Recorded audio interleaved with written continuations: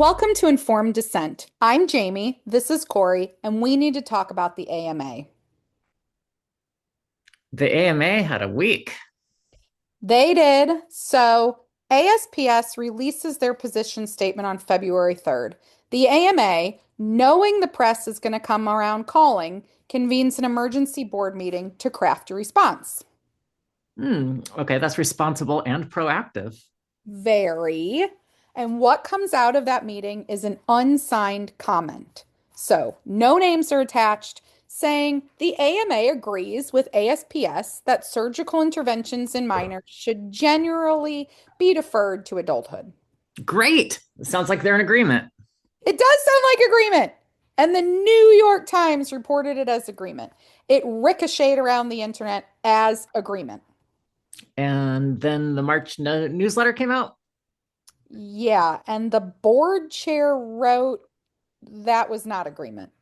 That was a clarification of existing policy. We were not changing anything. We were preserving access They were preserving access. by saying surgery should be deferred. Okay. And then what happens after that? It gets better. It gets better.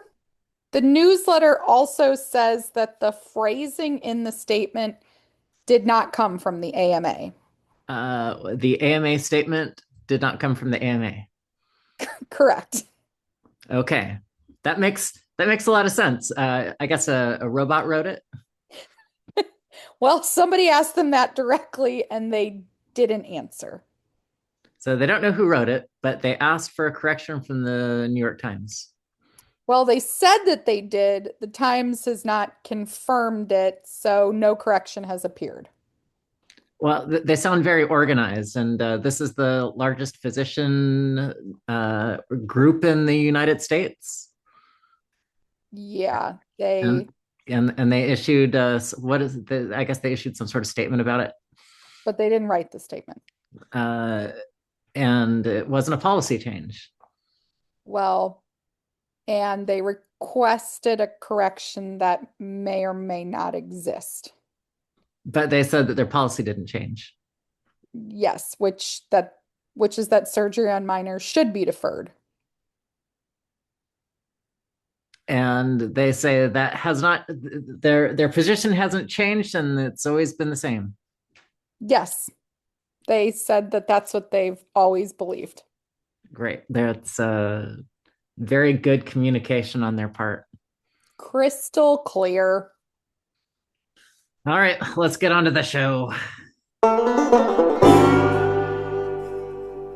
Hi, and welcome to Informed Dissent. My name is Jamie Reed, whistleblower from a pediatric gender center, and one of your co-hosts. Hi, I'm Lauren Leggieri, and I am the co-executive director of the LGB Courage Coalition and another co-host. You were about to say collusion. Are we Whatever. colluding? We're all colluding. I am Cori Cohn. I am a former user of the application X. You did. You quit X. I did. Thank God. Can you go back easily? Can you just like turn it back on? Yeah, a little bit like the way that a heroin user can just get another hit. It's not that hard. You just find somebody, they'll hook you up. I have an annoying cat who's like crying for reasons I don't know why. Um, no, seriously, you can just turn it back on and your profile like comes I back. could. I've got 30 days, but if I go past that, then whoosh, Oh, if you can stay clean for 30 days. right. Wow. It is kind of like huh. It is. You know that first hit after being clean for a while is the most dangerous. I don't know from experience. Well, Well, actually, I guess I have had a couple of X accounts over the years or Twitter accounts over the years. So I do know what it's like to be in that stage where it's like, man, I've got so much time on my hands now. The only thing I can do is read books that I've had sitting around forever, or watching these movies that I was hoping to get to one day. And then, then you get your social media account again and you're like riveted. Oh, what's the drama this week? oh, there's a big expose on this crazy trans activist who keeps harassing people. I got to read every word of this. You know, You're not missing much. Is that what you're saying? I'm missing a little bit. Oh, Well, we miss you. We miss your voice. Thank you. yeah. I do have a Substack, and one day I will start writing for it again. One day you'll come back to that platform too. The Substack, I have it. I'm not closing my Substack. Okay, great. Well, this week I actually did want to talk about the interwebs a little bit and cancel culture and Oh, um that's so 2020. Are you sure you want to talk about that? I well, I our guest later has been dealing with this and our guest from last week is dealing with this and I just kind of want to talk about it a little bit. All right. Should I explain what's going on for these people? Yeah, who's the what's, and I'll be right back. Keep going. Where are you leaving? No, my cat has discovered a noisy toy, and I'm going to go put the toy away before it interrupts the podcast. Oh, perfect. Okay, well, I'll talk and you can hear me, right? Okay. So, our guest this week is a physician, Dr. Laura. See, I'm going to have to ask her how to pronounce her last name. Schulte? Um, so we'll get into this in the second half, but one of the things she's been dealing with is that she, you know, medically speaking, has been assisting as a physician, which is her right. And part of what has happened as a result is that her online profile as being a doctor has been flooded by people who have never even been her patient, saying that she's a transphobe and that she's not a good doctor and are trying to tank her online profile and her online presence. So Is this like Yelp reviews that are illegitimate and stuff like that? yeah, Yelp and Google reviews are like where she's been primarily being hit. And what was interesting to me is I knew that that was going on. And then I got a phone call from Dr. Scott Glasberg yesterday, and we were talking, and he had brought forward a resolution to the New York State Medical Society, and his resolution got essentially like leaked out to, oh my God, why do we have a crying cat? What does the cat want? Can you hear him? No, then I'll ignore him. Um, so sorry. So Dr. Glassberg has this resolution for the New York State Medical Society, and the fact that he was bringing it forward got sort of leaked out to trans rights activists. And of course, they put a call out to flood the email address of the medical society, which it appears that they had done very, very well. So then, because I don't know what else to do, I put out a call to also have our voices shared. And the email address crashed because of all of this incoming email. And so we tried to pivot to a couple email addresses. But I just feel like this is this weird kind of electronic warfare over like Yeah. So what was Dr. Glassberg, again, he was the former president of the American Society of Plastic Surgeons. What was his resolution that he was presenting? It was, to follow the evidence for the medical society in New York State, and it was regarding surgeries for those under the age of 19. so And his resolution is the same as the ASPS has just put out, that he would like that the medical association stop performing gender-related surgeries on anyone under 19. And yes, people went absolutely bananas yes, and flooded this email in protest. yes, which, yeah. But Yelp reviews, Google reviews, We're going to talk about the FDA petition with Dr. Laura and Dr. Peter as our guests, but also that has been flooded. So there's an FDA petition, and now I believe the last count, there were 79,000 submissions. So I just have been feeling like we are electronically vastly outnumbered. You think there's 79,000 humans? Um, Well, why do you think so? I mean, Wait, was Cori trying to imply that they're bots? Well, I don't know if they are or not, but I think we're in the era now where it's pretty trivial to get bots to flood stuff like that. yeah, that's something I hadn't thought of. I had just assumed, so many of these. Jamie's like, we could use bots. That's how we fight back. We get bots. First of all, I don't even know how to conceptualize that. But no, I don't want to do that. But um, are we electronically speaking, at least, are we still really the underdogs here? Well, yeah, I mean, I think that the certain demographic of especially trans-identified males are chronically online. I mean, these are people that are much more web savvy, tech savvy than a lot of the Middle-aged lesbians like middle-aged ours lesbians who are don't even trying to know. fight back. Yeah, exactly. Thank you. I didn't want to say it like that, but yes, fine. The very day she starts wearing glasses, she starts calling herself middle-aged. Yeah,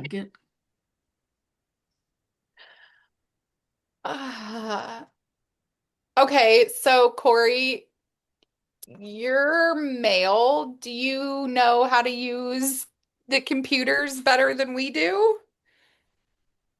I don't understand the premise of your question, but let me use that to just talk about something else though. Um, the reality is, and this is pretty easy to understand, there are so many people who were felt disaffected, marginalized, that felt like losers, that eventually located community in among trans. It's on Reddit, on Aaron in the Morn Substack, in the grisly places like the Discords where abuse is common, but so is community. There's a lot of those people, and they're very invested in this. And the people who are opposing it are not as invested in it because it's not as personal.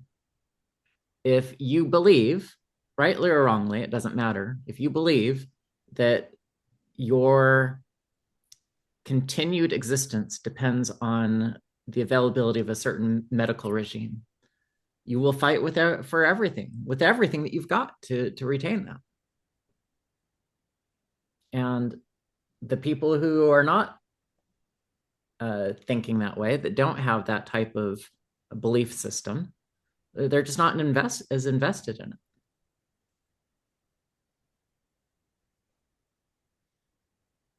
I don't know. So the people that I also think it's an intimidation tactic too. I mean, no, it's Cori, why are definitely. you laughing?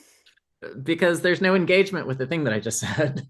No, I was trying to engage with what you just said, but I was gonna say that I do think there are plenty of people on our quote side who are as engaged. Yeah. Yeah, I I think would definitely say the I parents. think it's a numbers game. I don't think it's an engagement issue, but maybe that's where I'm wrong. I think it's just a numbers problem. There's more of them. Well, I think to his point, yes, the people who are engaged on both sides of this, I think are equally passionate and are equally like do equally believe that this is an existential matter. However, the people who are engaged on quote unquote our side um are fewer than the people because you don't even have to be medicalized to call yourself trans. right? Like this is a social contagion among very young people, young adults, and they really believe that, like Cori said, their existence is being threatened. Whereas on the other side, there are plenty of people who see what's wrong here, but also, if it hasn't touched your life personally, are not going to be sending emails like a crazy person to the FDA. Not that it makes you crazy to send emails to the FDA. No. I mean, 79,000 is Yeah, crazy. But you know what I mean? Like, there's people on our who are necessarily are intellectually compatible with our way of thinking, but it hasn't affected them directly, so they're not as passionate about it. Like, all of us here have been impacted directly, and so we are very passionate about it. But on the other side, it doesn't take the level of connection to feel that this is an existential threat. Like, this is just in the soup that young people are living in, that trans people are quote unquote being genocided every other day. So yeah, it's a very complex social phenomenon that's happening. Two things have come to mind between what Cori said and what you said, Lauren. The first one is I'm thinking about the non-binary woman who sat next to me in Ohio, which I guess I could tell that story briefly because that woman was not on any medical pathway. Oh no, she was. She had You the think beard. so? She had the Oh, beard. She was definitely on T. she could have been Mexican American. will you? No, she had that weird, like, straggly goatee You're going. right. I was more thinking about her fist in my face than the hair on her face. Um, but the other thing, and see, this is just, I guess maybe, do we know our enemy? And I'm putting this in quotes. Do we know our enemy well enough to know? Um, like, there's this kind of misnomer or like thing that's tossed around that we're up against young people who potentially don't have full-time jobs, who have a lot of time on their hands, and who do know the internet and these things better than we do, and do have more time on their hands. Are they underemployed young men in their parents' basement with Yeah. consistent Wi-Fi? I mean, is that a is that reality or is that like our assumption of who we're up against? Do you think that's the reality? Well, we know it can't be the young women because they're working in Starbucks. Yes. Right. They're too busy. Okay. I'm joking. I think Yeah, no, there's there's plenty of trans-identified young women that are sitting at home on disability right. with Oh, their virtue cane walking around. Yeah. Who do you think made Tumblr? I don't even know what Tumblr is. Teenage girls. You don't know what Tumblr is. Okay, that's okay. That's all right. That's a you know what? I know that you do, but you are representing members of our audience who don't.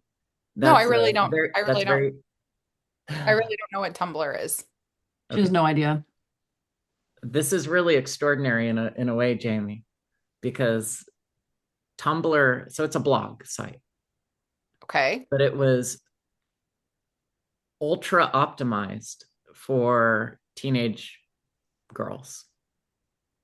It wasn't only or exclusively for teenage girls, but it was ultra optimized for teenage girls.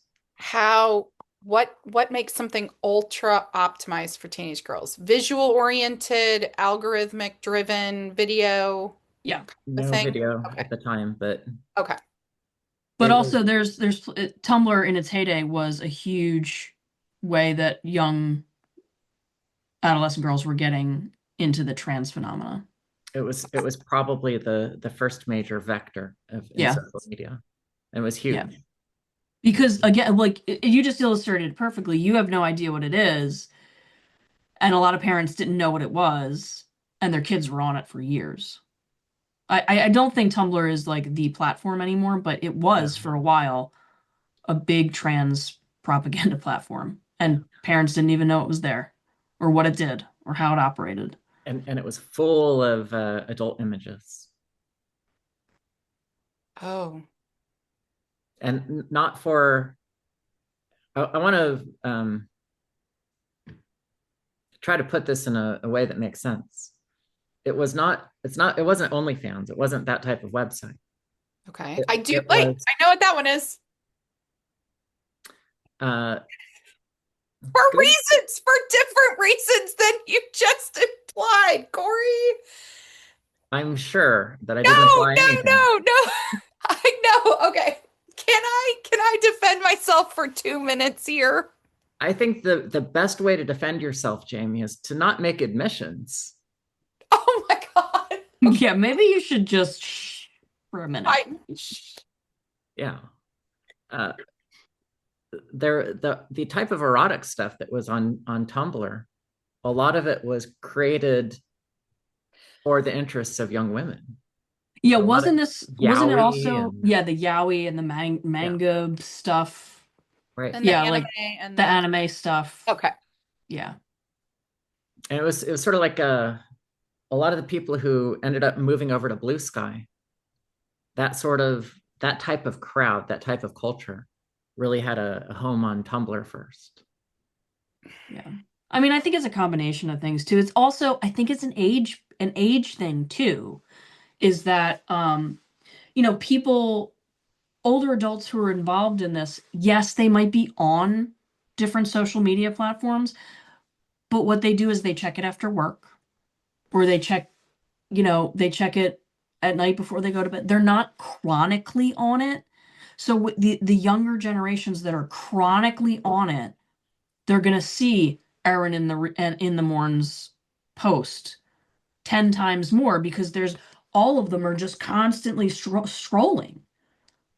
We use it as a tool. They use it as their entire social network. Okay. You know what I mean? I mean, there are so many different facets to why they're operating this way, but I think, particularly with the FDA submissions and the comments, the FDA very much is looking for quality of comments. So if they flooded the FDA with a bunch of "you're a transphobe" or "suck my girl dick," like that's not helpful. If I can ask for a moment though, because we're talking about platforms and who's chronically on these platforms and that they're engaging with content. I still think that's a different thing to like absorb content and see content and like be on Tumblr or whatever. I still see that as very different than intentionally going after a physician and writing a Yelp review about somebody whose practice you've never been in. I is there are there lines? Are there like ethical Yeah. the way you engage online But lines this is what that I'm talking like about. It's different to you. It is not different to the younger generations who were born and raised on digital platforms. It's not different. Like it's no different from them to post a nasty Yelp review than to post a nasty X response, or a comment in your Instagram feed. It's no different. okay. And So it's easy, right? You just do the thing, you write the thing and you send it, and that's it. And there's no okay, but see, I don't see that as easy. Like writing a nasty Yelp review about somebody whose practice I see that as I'm harming this human that I that exists as a real person. That's Like, not how they see it. They see this Yeah. as like Are you they're over 25? oh yeah, look, I've got glasses now. I'm well Did, over did, 25. did your frontal cortex finish forming? Well, let me put it this way. Could you imagine a younger version of you that was maybe like an anarchist? where you just wanted to burn the world down and you didn't care what anyone else thought.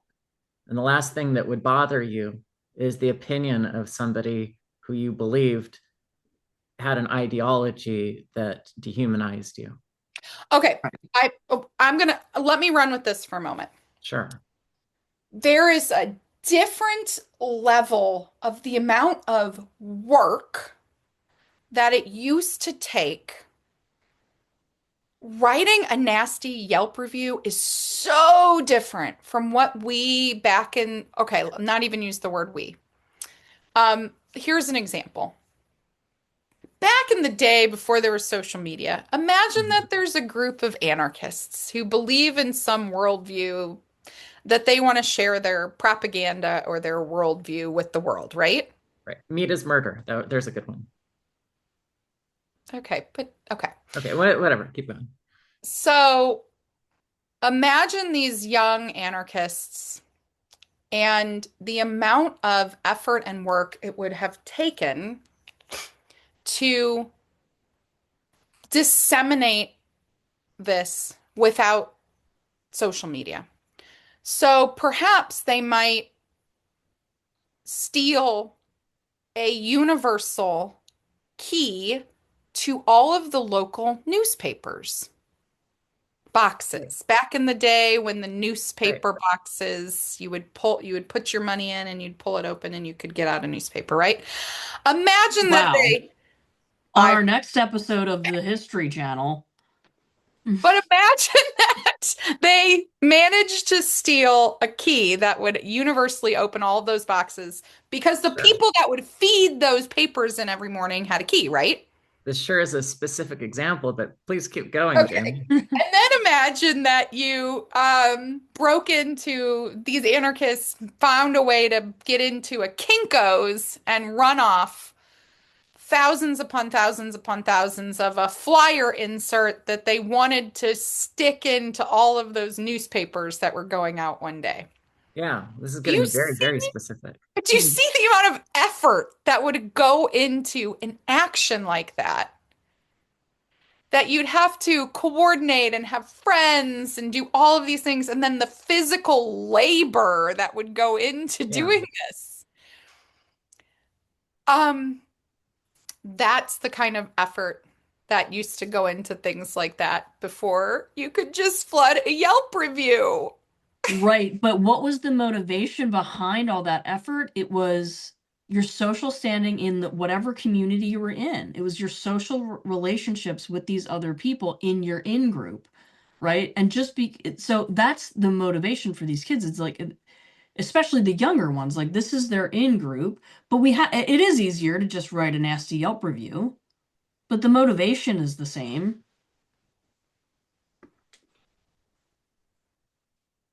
I don't know.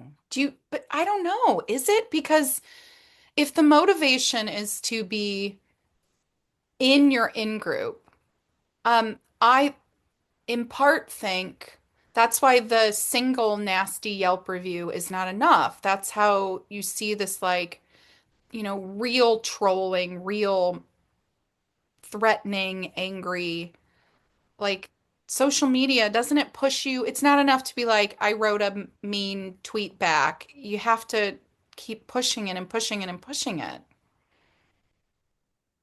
Well, these types of review sites, they're very low accountability, right? So if you go out and you say something nasty, what are the worst repercussions that you're likely to ever face? No, I mean, Your comment will be deleted, right? That's probably about the worst thing that'll happen. Yeah, 0. okay, but if you're in a small group of fellow anarchists in the 2 a.m. window when the newspaper's being delivered to shove in your insert that you could get arrested. Very specific example.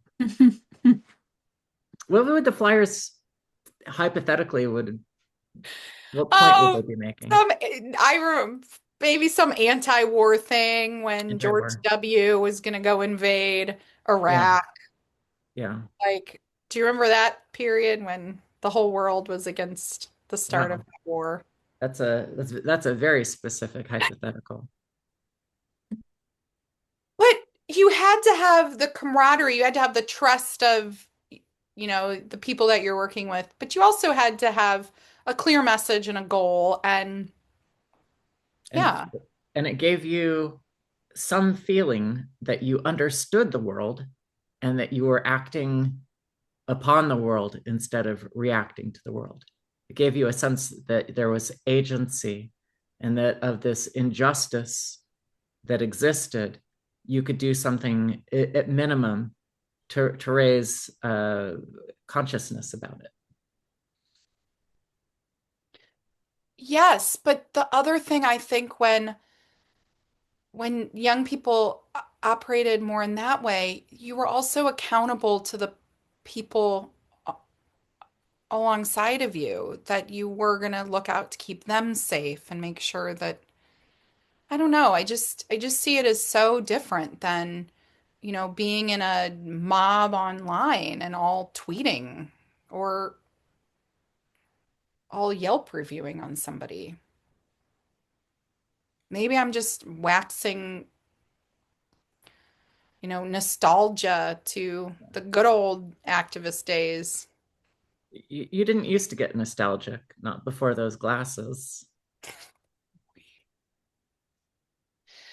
But did you, I mean, Lauren, Cori, like, I wasn't the only one that was like a part of were you a part of like a social movement group that you wanted to be a part of? Sure, there was this one group where me and my friends went testifying across the country to try to put in protections for children so that they aren't harmed by rogue doctors. I'll tell you about it offline. Are you, uh, so you're But saying I haven't changed at all. I'm just, let's talk about me. okay. Look. I don't want to get too philosophical here. Apart from the the fact that we can make a very strong argument that there is an injustice, that there is harm, that there are actors who have the freedom to continue harming people, and that we can see that and describe it and put a spotlight on it and even take actions to stop it, right? All of abstractly, all of that stuff that is we can talk about as an argument. Something bad is happening and we should do something about it. But we also have these bonds between us which help us to have a sense of place and purpose. So apart from this abstract, concrete injustice, but these abstract ideas about injustice, we are doing something together because there is a communal bond between us where we give each other encouragement, where we stay in touch with each other and make sure that we're doing okay, where we learn more about each other's pasts, whether that's breaking into news boxes and stuffing them with propaganda or anything else that somebody might have done in their past. Like, we learn about each other. It gives us a real sense of belonging. And that's also what these trans people have when they're creating these campaigns to smite their enemies. I want those young people to have that. Yeah. I just don't want them to damage their bodies. Yeah, but all these leaving bad reviews, this is them smiting their enemies, as Lauren was saying earlier. This is they don't think about it in terms of, well, I could really be hurting somebody's reputation. They want to. They're smiting their enemies. Like, you would have written George W. Bush a very negative Yelp review. President, 1 star. Would not vote again. That sounds so trite. Like, that sounds so idiotic when you say it like that. Well, I think it really does.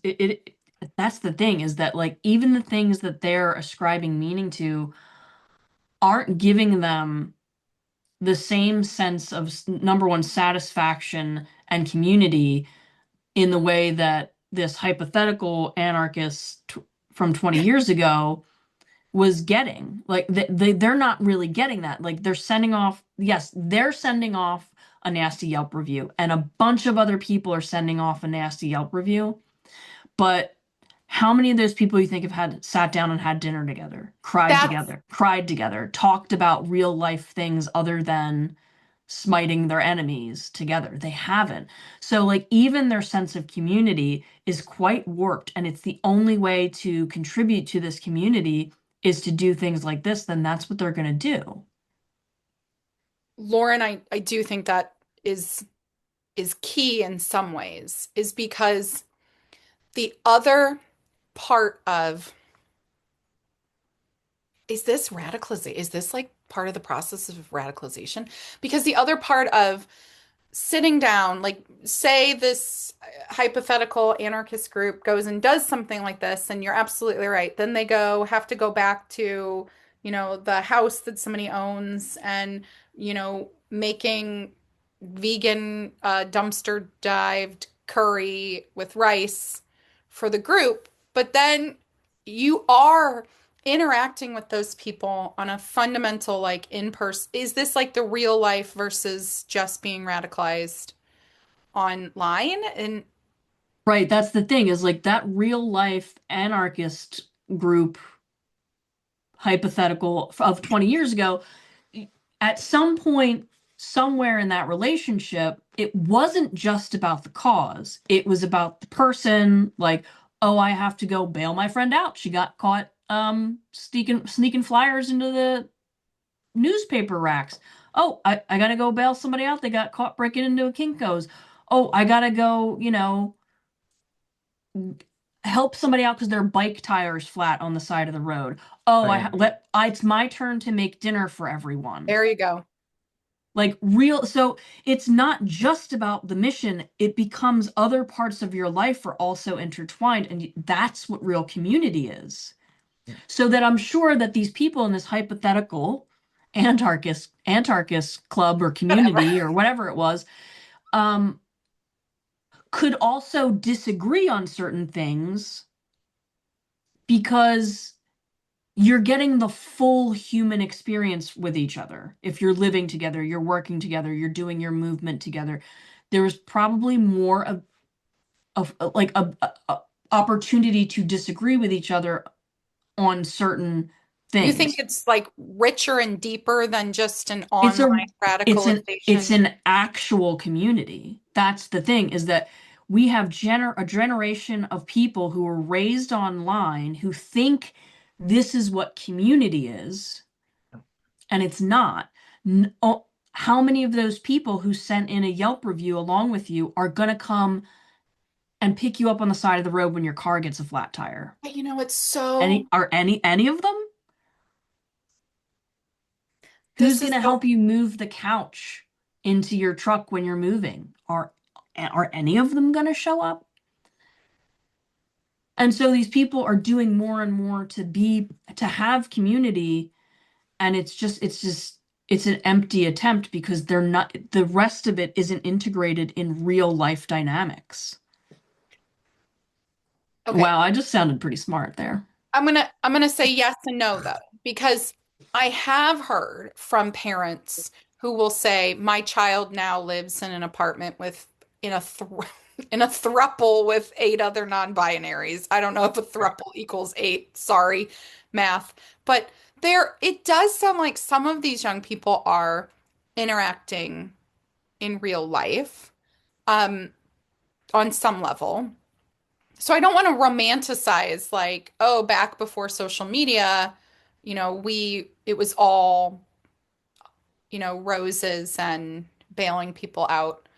Um, but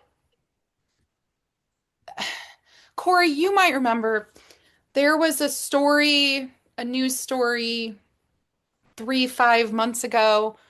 Um, a trans identified individual committed suicide, young person committed suicide on camera online Oh, while the cameras were rolling, and they had been pushed into doing this. That I have not heard.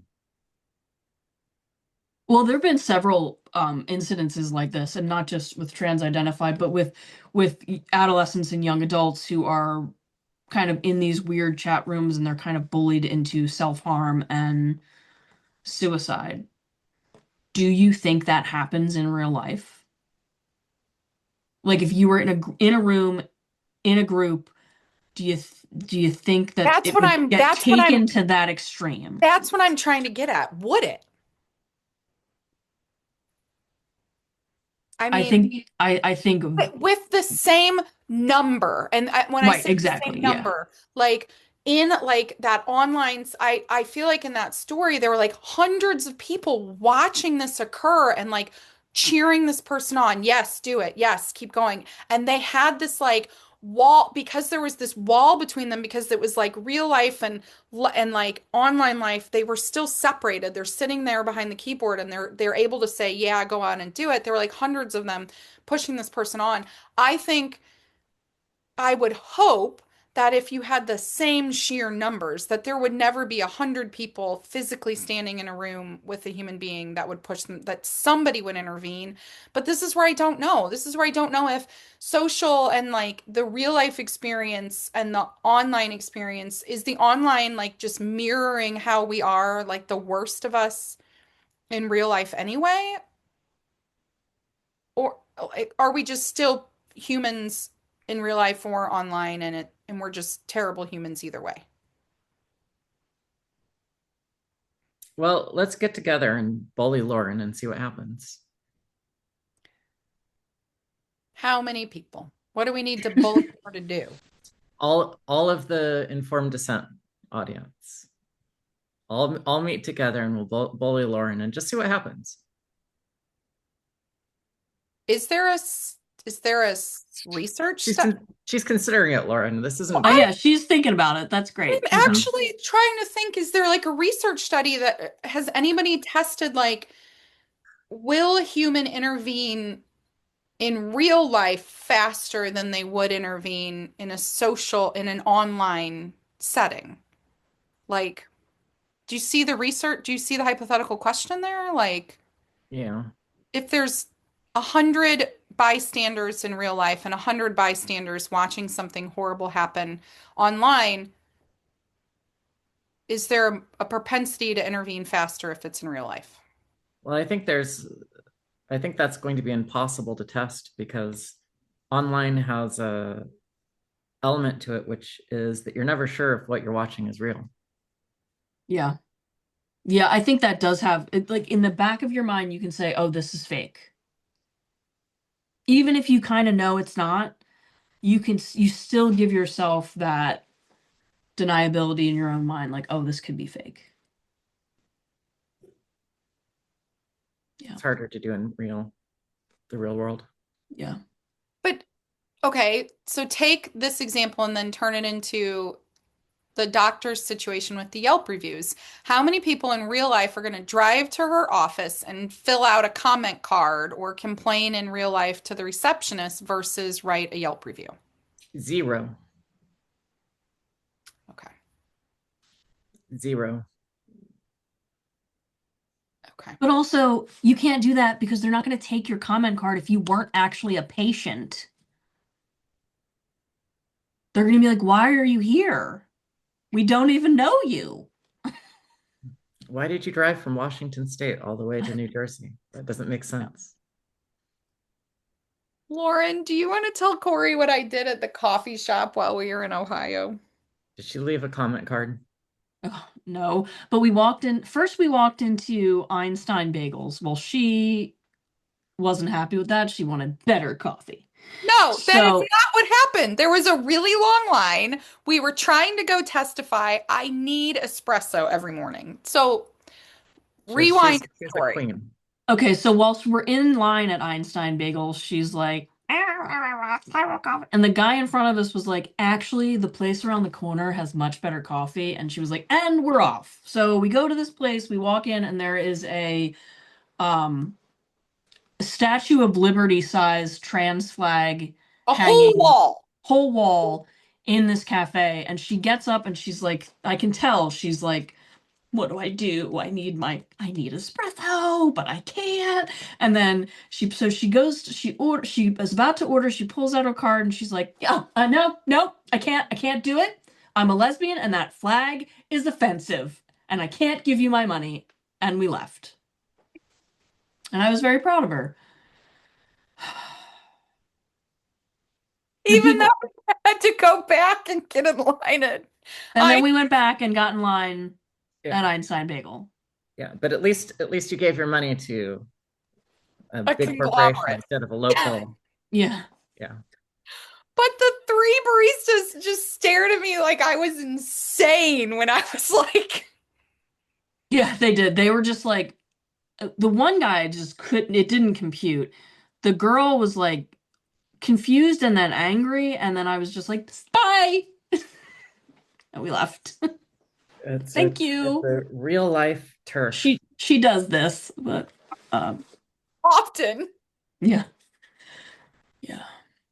But you were saying in real life, nobody's going to drive to the doctor's office and say, I'd like to fill out a comment card. And I would just like to point out that I have become more and more willing in real life to, if I go into the shop and I see something like that, say, hey, I'm not going to give you my money. Like, yeah. But all right, should we move on to our guest segment? I think we'd better. I'm not going to be there for it. Oh, we're going to miss you. I know. I'll miss you too. Will you maybe consider writing me like just a really brief, like the internet 2015 for dummies, like, and just explain Tumblr, like a couple of these other platforms. You've mentioned Kiwi Farms before. I don't have any idea about that. You'll have to send it via carrier pigeon, though. That's her preferred method of communication. No, you have to get it in my local newspaper box. That's what I was gonna do. I'll wait for your newspaper to be delivered to your porch, and then I'll put a little flyer in it. Oh my God. Yeah. Wow, we're ridiculous. Okay. Yeah, stay tuned, folks, because our two guests are not as ridiculous. Very serious subject. We'll see you next week, Cori. All right. Bye. Bye. Welcome to Informed Dissent. We are back with two guests today. We have Lauren Schwartz. Did I say that correctly? Okay. And Peter Pitts. And we are going to talk a lot about probably 2 or 3 different topics. So what we want to get into is the FDA petition, which is kind of the reason for us to talk today. But we also want to talk about that there is still fallout occurring for those who are talking about this issue or are willing to be public about this issue. And then third, I do want to get into a little bit of the medicine, the science that's driving part of the FDA petition. So that's going to be about what we know about the medicine of giving individuals who are male feminizing hormones, particularly the estrogen-based or the estrogen medications. So I think these are our 3 primary topics today. What I'd love to start with is, Peter, if you could just do an introduction for yourself, let everyone listening know maybe who you are and how you came to be talking to us today. Thanks, Jamie. Peter Pitts. I'm a former associate commissioner at the US FDA, and now I'm the president of a public policy institute, a think tank called Center for Medicine in the Public Interest. And my introduction to this issue isn't as a parent or a relative or somebody that really is that deeply engaged in the transgender issues, but rather, from an FDA perspective, what the FDA should and should not get involved with relative to the safe and effective use of various prescription drug products. And as that kind of drew me further into the political and social debate, it became really clear to me that it's a really good example of how people can ignore science when it doesn't suit their purposes, embrace it when it does, and I guess most frustratingly, misrepresent it when they choose to. And that's my role here, I think, today, is to kind of speak to that topic. Can you share a few things? So FDA is the Food and Drug Administration. And what was your background that led to you having a job at the FDA? So what kind of training or do you have? Well, I'm not a physician, although people keep calling me Dr. Pitts. The only people, it's embarrassing to me, but my parents are very excited about that. I'm more of a social science geek, but I'm really a regulatory geek. And that's regulatory science as opposed to biological science. So, my seat on this panel is really, how can regulatory science be fair, but also robust and tell the truth in a situation where telling the truth can also be seen as extremely political. Excellent. And then Lauren Schwartz, would you like to introduce yourself? You are an MD. Mm-hmm. Okay. Well, we'll call you Dr. Lauren and we'll just call Lauren blah. Sure. So I'm a board certified psychiatrist and psychotherapist in private practice. I've been in practice, going on 13 or 14 years now. And I've always been very passionate about providing best possible care for every single patient that I see. I've been an advocate for mental health at local levels, at state levels, and now at federal levels, but definitely not anyone that wanted to be in public speaking or I think big public platform. I very much love working one-on-one with my patients every day, and but what I saw a few years ago was something I just hadn't ever seen before. And I think in this entire movement, and there's so many different ways you can describe it now, whether you want to look at gender ideology and how it's infiltrated academia and medicine, and or the gender affirming care movement. Like, I think it just was something that took me a little bit off guard. I had just not ever seen anything like it, and it was kind of behind the scenes until it wasn't. I finished my residency in 2013, so it was right when the DSM was being updated. So I had kind of one foot still in academics and one foot in private practice, and it was just a really interesting time to see what impact that had then, and then how it has developed. But what I found very quickly was, I see patients of all ages, walks of life, that struggle with all kinds of different things, and I'm again a huge advocate of meeting a patient where they are and dealing with whatever they need to be dealing with in that moment, and treating them as an individual and a whole person, not just one particular thing to fix. And what was interesting was, anytime I came across, let's say, a medical intervention, that was something maybe I wasn't familiar with, I go and dig and look for, okay, where's all the research? Where can I start finding things out? And this was an area of medicine you couldn't get to.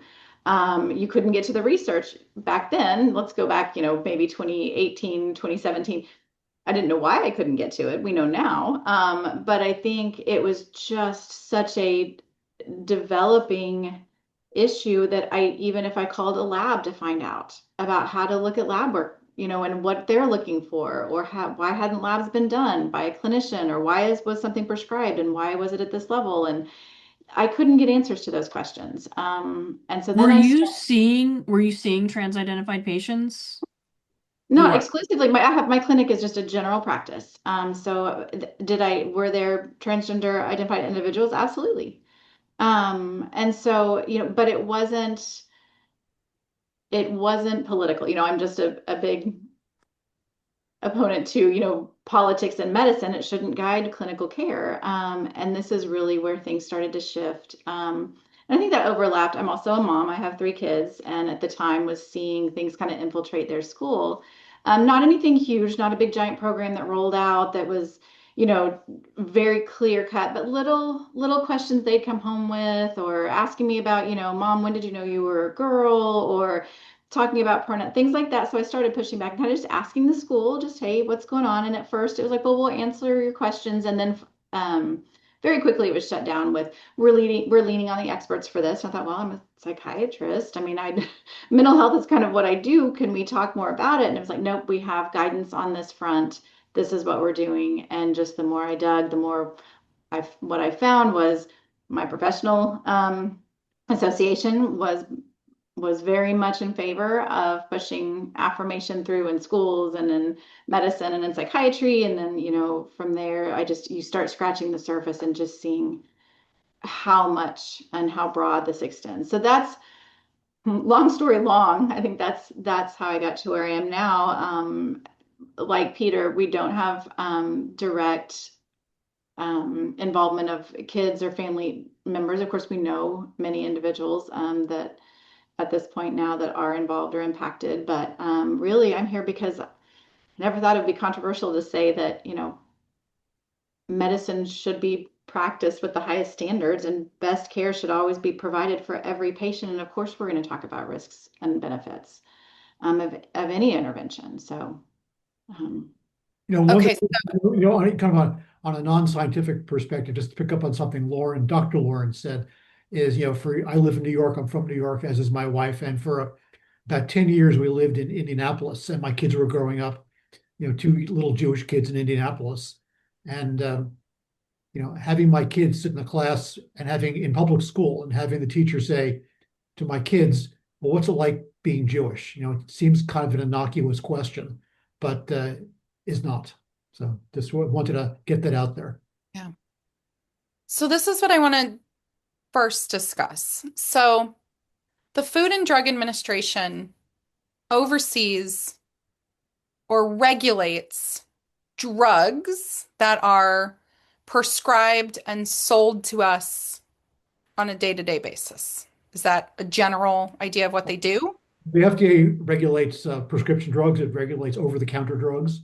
It regulates dietary supplements, foods to a certain degree, and medical devices. And I'm sure I'm leaving some things out, but that's the general environment. It's got a broad portfolio. Okay.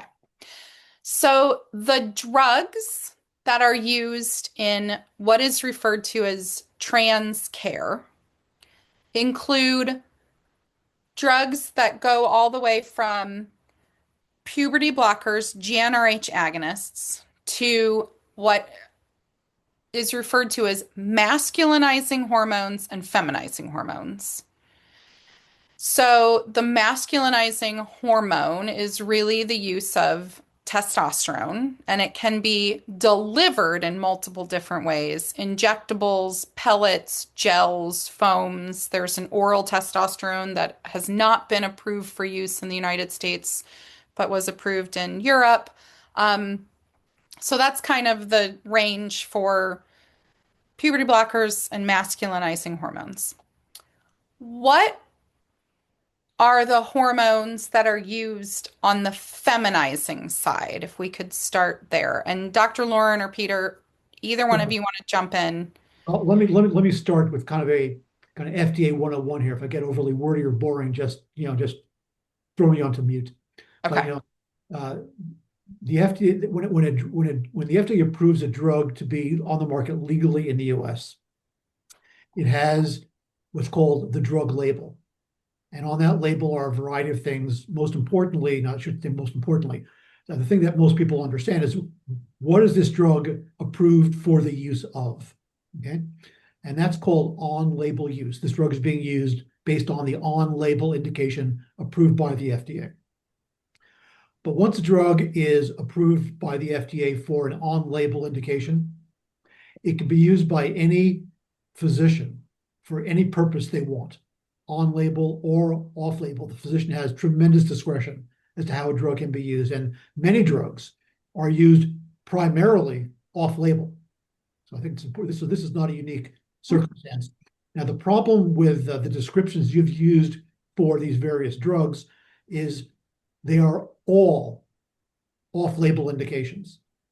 And it doesn't mean that they're wrong, and it doesn't mean that they're dangerous, and it doesn't mean that they work or don't work. It simply means that they're legal, but they are not on the label as an FDA-approved indication. So the FDA's authority is whether or not this drug should be on the market. Once the drug is on the market, there's tremendous leeway for medical practitioners as to how that drug can be used. Okay, can I pause for a moment? And Lauren, you might be able to help here. So in psychiatry, this is just an example. Tell me if I'm wrong, but you could have a drug that is for high blood pressure. Is guanfacine a drug that's used? Okay, so guanfacine is a drug that was on label approved for use for people who have high blood pressure. Okay. But then off label, it started to be used as an ADHD medication. Is that, am I correct on We're that? talking about Intuitive. We're talking about, sure. Yeah. So, Is that how it works? and that you're absolutely, so when you look at that and you look at approvals, and you'll see a lot of times drugs that do get a good effect do get FDA approved for that. So you'll see Intuitive being approved by the FDA for treatment of ADHD. But it wasn't initially. Right, absolutely. So there can be a process of that approval. And Peter, this is obviously your wheelhouse more than mine. So you jump in if I get this wrong. So, but I think what's really important about off-label use is that you've got to look at things that are used to treat things similarly. You know, the more similar, like I'm trying to think of a good example off the top of my head of, you know, treatments for, let's say I'm using, an anti-anxiety medicine, let's say buspirone, which is Buspar. It does have some antidepressant effects. It's not necessarily FDA approved for that use, but can I use it off label at kind of on the higher end of doses to actually have an antidepressant effect? Yes. But it's a similar treatment and patient population. So the more similar and the more known and well known the effects of the particular medication you're prescribing, I think maybe easier or better it is, so that you can justify that use. So that's the other thing that does fall on physicians is off-label use. To what Peter was saying, we do it all the time. It is you don't realize this, but it's very difficult to get something FDA approved for anything. It has to go through so many different stages and trials, and we've got to demonstrate safety and efficacy, as well as, okay, have we documented all the harms? Are there more harm signals we're not seeing? And are there treatments available now that are actually safer and or more efficacious to treat a certain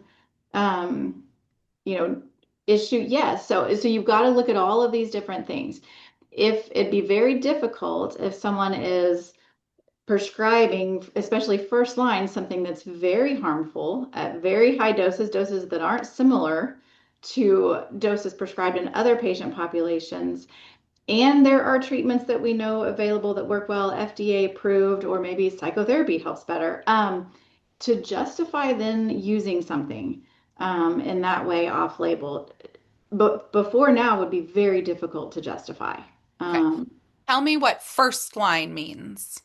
It's what you use. It's the first thing that I go for, right? It's the medications that are typically FDA approved, that we know there's a tremendous amount of research. We can look at all of the different systematic reviews and demonstrations of efficacy. I can talk with patients about safety, about signals to look for harm-wise, if they're going to have a side effect, and those side effects that they need to watch for. You know, if someone does have a side effect or an adverse reaction to a medicine, let's say we're prescribing Prozac or fluoxetine for depression or for an anxiety disorder. It's FDA approved for depression. Okay, we try it and they have a side effect. It doesn't mean that they don't have depression. It just means they can't tolerate that medicine, and we might switch gears. But all of those things, fluoxetine would be first line treatment for depression because of all of the research and data that we have. Is it going to be perfect for every single patient? Of course not. So, Jamie, I think another way to think about it is first line therapy means that you have a patient and the patient has a medical issue. You know, what is the best practice first therapeutic step you take to treat this patient? Mm-hmm. That first step doesn't work, or it's not as effective as you want it to be, you go to the next step, second line therapy or combination therapy. So first line therapy is what's best practice for the first thing that you do for a patient in a given circumstance. Now, the problem relative to what we're talking about is that these medical products are being used off-label, and that doesn't mean that there's not a lot of real-world evidence, as to the efficacy, safety, risks of a product. It simply means that people are jumping over first best practice types of therapies to get to a therapy they want to use based on their own professional judgment. Okay. And I think I add one additional thing to that, especially in a developing child. And we know brain development extends all the way through age 25, 26, 27 in some of these kiddos. When you look at intervening medically or otherwise in children as they're developing and through puberty, that is the most important, or one of the most important times, that you're not intervening with things that we know cause severe side effects, possibly permanent side effects. We don't go with most invasive ever. It's just, standard of care. And again, until I think this new world we live in, you don't lead with the most invasive, the most risky interventions without trying things that will let that child develop naturally and kind of hold space for healthy development and healthy puberty, which is just a huge, important period of time in a child's life. Obviously you've got the first do no harm protocol. No question. But you also have a lot of physicians who are using FDA-approved medical products. Let's just take estrogen, for example. And they're using it in very kind of new and creative ways, I guess is probably the most polite terms I can use. And when you interrogate them as to why they're doing that, the answer you get isn't, well, look at the huge number of well-designed, well-controlled clinical trials. What they say is, well, in my clinical experience, and what that means in the real world is, in the handful of patients I've seen, it's purely anecdotal. And the plural in science, the plural of anecdote, is not data. Okay. So we have a whole field, and all of the drugs that are used in that field are being used off-label. But we shouldn't go and say that means that they are necessarily harmful just because they're off-label, or that they're not efficacious just because they're off-label. Because what I'm hearing is that there's a lot of off-label use, but that happens for reasons that doctors are kind of allowed to make those determinations. But is there ever a point, and I'm going to go back to when a drug jumps, so it's off-label and it's in wide practice, does the FDA ever then, can they bring that on label? Can they say, this is used so much now in this zone, we're going to test it and bring it into an on-label use? So firstly, the FDA doesn't test products. The FDA reviews the tests that manufacturers do. Thank you. So when you look at a lot of the drugs that we're talking about. Sorry, I want to drill into that for just a second. Sure. So the Food and Drug Administration does none of the testing on its own. Correct. So it is reliant on the manufacturer or the patent holder of the drug to do its own testing. And then it reviews the testing that is done, and then it gives it basically a stamp of approval. Well, important little, intercession here is that when manufacturers do clinical studies that they're going to show to the FDA, those studies, the design of those studies is discussed in great depth with the FDA. So when the data comes back for FDA review, it's based on a clinical design that has been discussed and approved by the agency. So it's not like, hey, look, here's some data. What do you think? It's data that the agency understands how it was generated and agrees that the design of how the data was collected is legitimate. and I'm just going to throw this out here. I know the answer to this question, but maybe the listeners don't. The first time you test either a new drug or a drug that has been changed or being, tweaked a little bit, the first group of patients you test that out on is not the general public by the hundreds of thousands, right? Well, before you get into clinical trials, which are double-arm blinded studies, which means some people get the drug and some people don't, then you compare the results. Before that happens, you test it on healthy volunteers. And you're not looking for clinical effect in those volunteers. You're looking for for example, how quickly does the drug reach maximum benefit in the bloodstream, things like that. It's the phase after that when you are testing patients with a given clinical condition to see how the drug impacts that type of condition. Okay. And there's multiple different stages to these drug trials. And by the time it's out there in the general public, it's gone through, is it 3, 4, 5 different iterations of studies? Well, it depends on kind of what's going on. But you raised an interesting point before, which is most of the drugs we're talking about today are off-patent drugs, which means that they are almost entirely, and correct me here if I'm wrong, Lauren, generic drugs.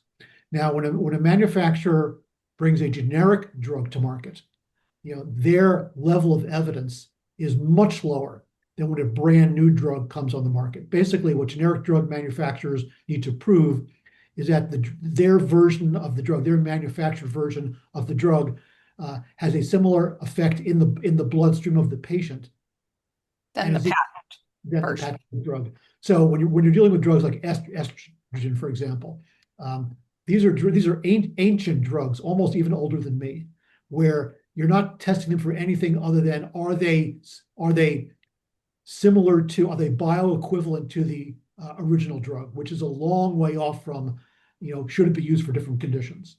Okay, I'm going to ask one more question and then we'll move into how does off-label become on-label and a few more things like that. But the drugs in gender interventions, these are cheap. In the grand scheme of how much a drug costs, these are really cheap. Am I right about that? They're old drugs. They are off patent. And when a drug goes off patent, when an innovator drug becomes a generic drug, its price generally decreases from one day to the next, literally about 90%. And when you talk about older drugs, sometimes it's even more so. That is really a factor of how many companies make the drug relative to competition. But the price differential, just kind of broadly speaking, between a new innovator drug that has all sorts of nifty, cool things and an old-timer generic drug is about 90% less. And I think obviously that's not the set of medications or hormones we're talking about, but certainly I think it could be, if you look at puberty blockers, that would be the exception. That we're not talking about expense. Yeah, yes, exactly. Okay.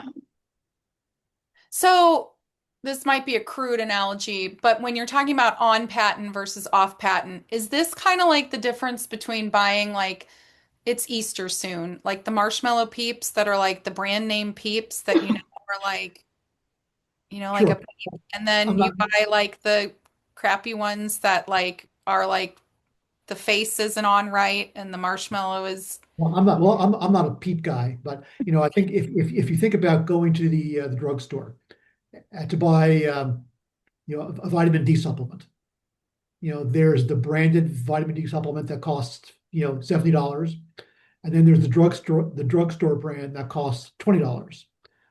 They are the same product, they do the same thing, they are both approved by the FDA to do the same thing. It's more like that, where it's the same product, simply made by two different manufacturers. But does the FDA make sure that, like, if I buy ibuprofen that's brand name versus if I buy Tylenol versus the store brand, the FDA makes sure that both have like an active drug ingredient in there, but there might not the same capsule coating or they might not be.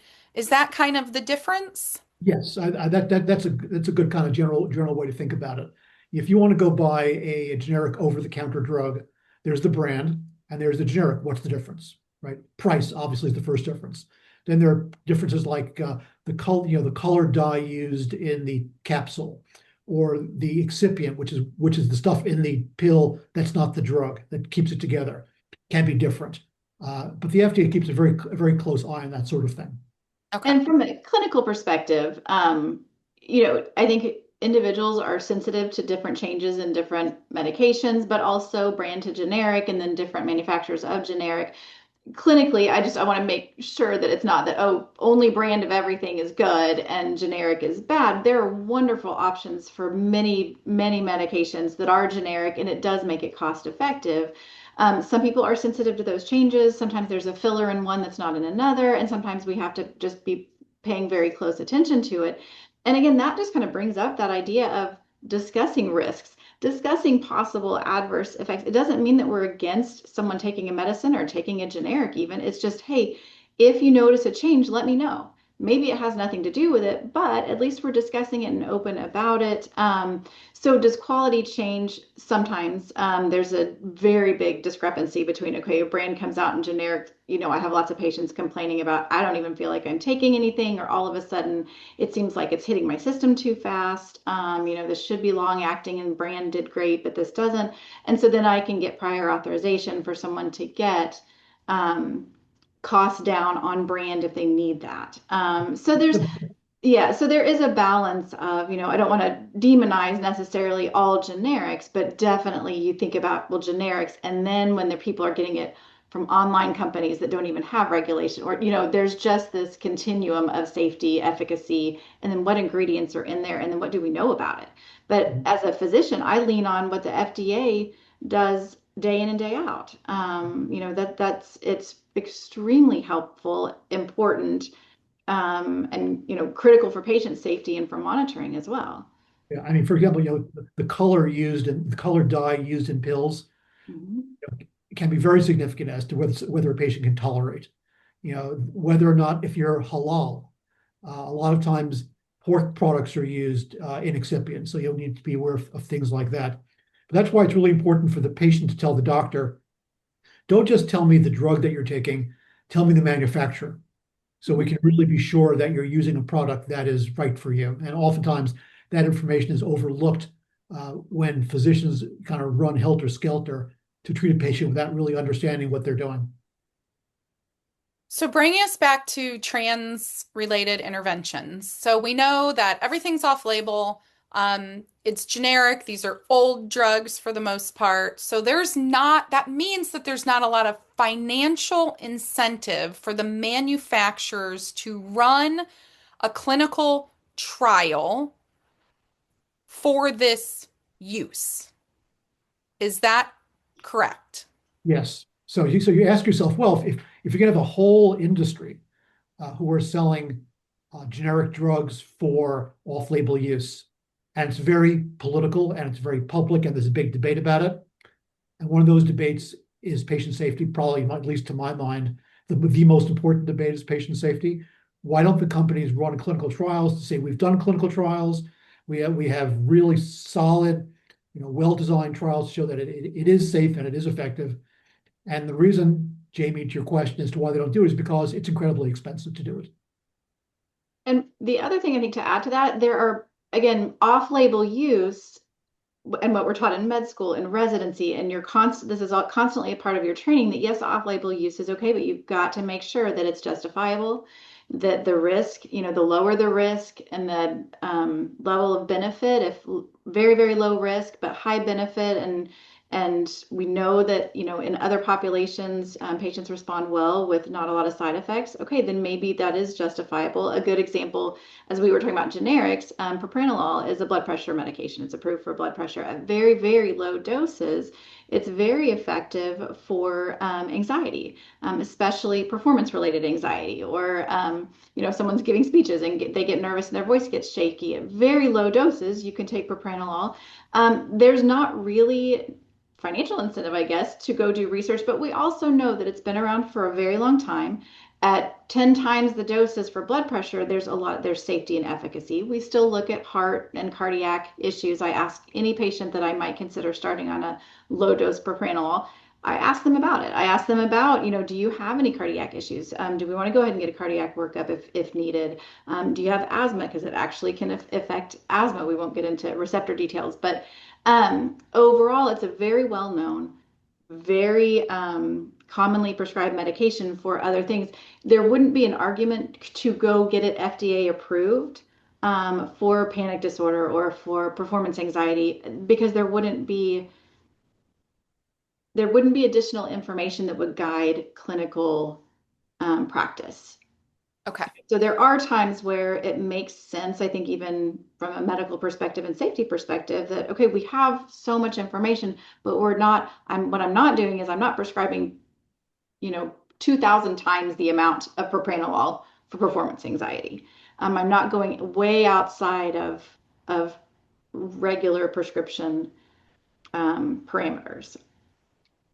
Okay, I think we need to go into a word here that I have used and both of you have used since we hit record. And that word is efficacious or effective. Okay, so efficacious is in the lab, effective is in the real world. Okay. But what does it mean that a drug is effective or efficacious? What does that mean based on the what is it? Is that talking about what it's treating? Okay, so take a step back. So, a drug is not approved by the FDA because it is effective. Okay, it is approved because the balance between risk and benefit is positive. So, if you say, well, if I have a really bad headache, so rather than taking 2 aspirin, I'm going to take 30 aspirin. Okay, everybody would say, well, don't do that. That's stupid. But that's the whole concept, that a drug is approved because it has a positive risk-benefit ratio based on a dose, which is a proper dose, which is based on scientific data, right? So when you say the drug works, it then begs the question for, well, who is it working for? How did it work? What did you want it to do? And what were the side effects? It's like, wow, this drug really worked for me, but now I can't. Now I'm paralyzed. It worked is very, it's a very one-dimensional answer. If you're looking at this a certain category of drugs, for example, in transitioning, and you can say, well, it worked. Well, what did it work for? What did you want it to work for? And then what were the unintended negative consequences that also happened? Because both of those need to be looked at simultaneously to understand whether it was kind of a good, solid medical decision. Okay. So if I have a male that I'm going to give estrogen to, my first question, I guess, that would have to be answered is, what am I taking it for? Well, the first question is, why am I giving the patient this drug? Okay. I'm giving the patient this drug because the patient wants to transition. Okay. So will it accomplish that? That's the first question a practitioner is going to ask. The next question is, it may do this, but what else will it do? And so so when we first started giving estrogen to men, was the question, we're treating that it'll turn you into a female? Well, yeah, I'll punt that one to Lauren, but I guess the question that I think has not been asked is, okay, I'm giving a man estrogens. I want to accomplish this. I want the man to grow breasts, for example. What else is going to happen in this person's biochemistry that we need to take into consideration?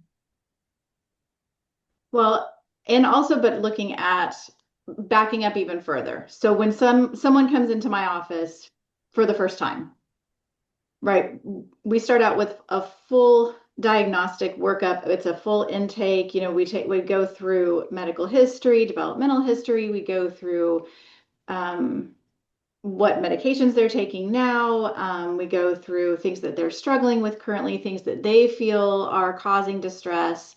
A lot of times, there can be 10 things that come up the very first time I meet someone. There might be 10,000 other things that are contributing to what's going on. And that's part of, I think, what complicates being human, is that there's so much in our conscious as well as our subconscious and unconscious that contribute to our mental state as we are right now. So when I first talk with someone, maybe they saw on TikTok that they met criteria for ADHD. And if they come in and say, I saw online that I'm pretty sure this is my diagnosis, I need you to prescribe a stimulant. The one thing I don't do is say, you're right, here's your prescription. And this is where this area is so completely different. So if someone comes in, I still do a full workup. We still talk about all of the different contributing factors. We talk about trauma history. We talk about suicidality, and has that ever been present? Is it present now? You know, we talk through all of those things. Then we talk together about possible interventions. Psychotherapy is an intervention, and it's a very effective one. And we talk about, can we minimize medications and hopefully try and work through things. And this is my approach as a physician: the least number of medications and lowest possible dose if medications are necessary is the safest route I can take. What I don't do is jump to, okay, if you say this is what it is and you want this medication, let's not worry about whether or not a stimulant might worsen panic disorder. Let's just go ahead and write the prescription. And by the way, what would you like your dose to be? So I think that's where, to me, that's a vending machine, not a doctor. And so when we look at what's going on now, that comes all the way back around to, what are we treating? And so it's not about, let's have a patient come in with the answer first and say, here's what I have, I need you to prescribe this. We're looking at what is feeding into it, what is going on, especially with mental health. And then once we've done that, let's talk about possible treatment options. And then we might talk about a stimulant. We might talk about if someone's struggling with depression or anxiety. We might talk about psychotherapy, but then also consider, you know, an SSRI or a different antidepressant. Or so it's to me, in this gender affirming world, it's become a backwards process. Okay, Jamie, another really a relatively new phenomenon, but an incredibly dangerous one, is go to the doctor for a prescription. I don't need to go to the doctor for a prescription. I'll just go online and get the drug, you know, quasi-legally or illegally or from a suspect website. So it's as we empower patients to own their own health, as we should, you know, you have the unintended consequence, people saying, I'm not getting what I want, so therefore I'm going to simply not talk to a doctor at all and just get it through other means. Okay, let's go into the petition to the FDA. So there is currently a petition that was a citizens initiated petition to ask the FDA to do what? So what is a citizens petition? So there are, if you think the FDA should stop something or start something or do something different, and you're just an average citizen, you can petition the FDA to do something, and that's what we're talking about here. Is a petition to address the off-label use in some circumstances of estrogen. Okay. In males particularly, correct? Yes, correct. So can I ask what is the current approved, like, what is estrogen currently approved for through the FDA? Is it, because it must have some kind of approval if people can prescribe it at all, right? So what is it actually approved for? And are, in any of those circumstances, is it approved for males?